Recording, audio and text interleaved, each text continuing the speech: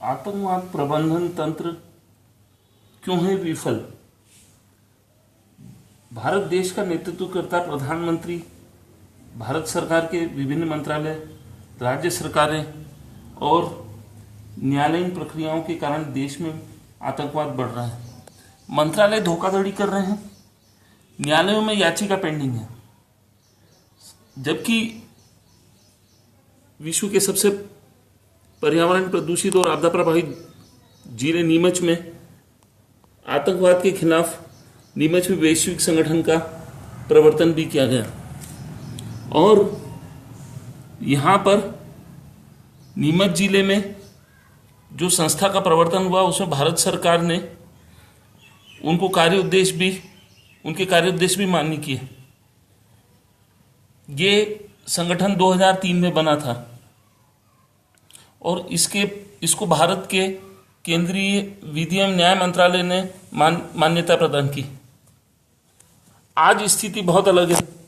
देश में आतंकवाद के लिए जो स्थितियां निर्मित हो रही हैं, उसके लिए जो जनहित याचिकाएं लग रही हैं, देखिए आतंकवादियों से निपटने में नाकाम सरकारें, इसके लिए वर्ष 2008 में मध्य प्रदेश उच्च न्यायालय की इंदौर खंडपीठ में याचिका भी लगाई गई और इसमें भारत सरकार के गृह सचिव, भारत सरकार के मुखिया के नाते प्रधानमंत्री और पूरे मंत्रिमंडल को पार्टी बनाया था।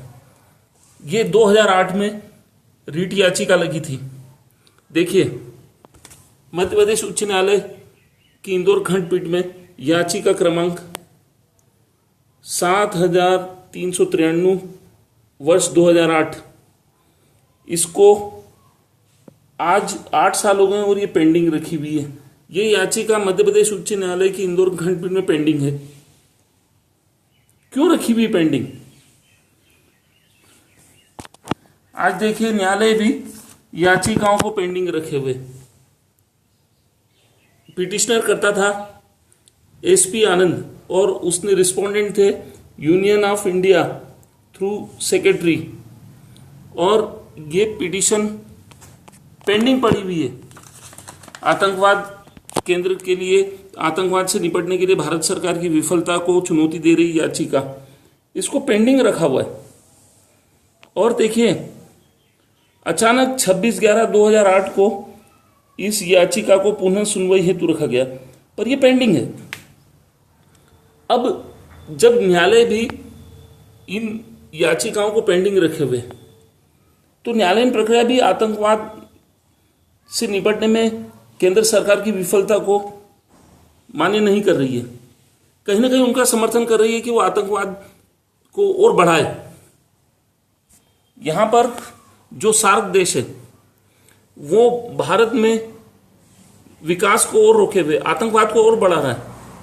यहां पर कहते हैं सार्क के पर्यावरण और आपदा प्रबंधन केंद्र के लिए इंदौर भोपाल में जमीन की तलाश। जब भारत सरकार का आदमी जाता है, संस्था जब संपर्क करती है तो वो कहती है, गृह मंत्रालय दोहरे मापदंड उजागर करता है, वो कहता है अभी तक तय नहीं हुआ है, और इधर राष्ट्रीय आपदा प्रबंधन तंत्र कहता है, गृह मंत्रालय तो कहता है कि अभी तक सार्क का आतंकवाद या आपदा प्रबंधन तंत्र के लिए जो चयन था वो किस देश में होना है वो अभी तक, लेकिन भारत सरकार का जो राष्ट्रीय आपदा प्रबंधन प्राधिकरण है वो कहता है आप राज्य सरकार से संपर्क करो।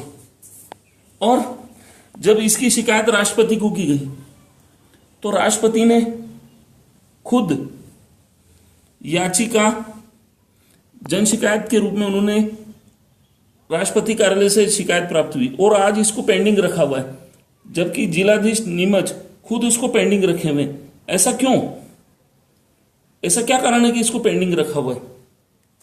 और ये देखिए जब इसकी शिकायत प्रधानमंत्री कार्यालय में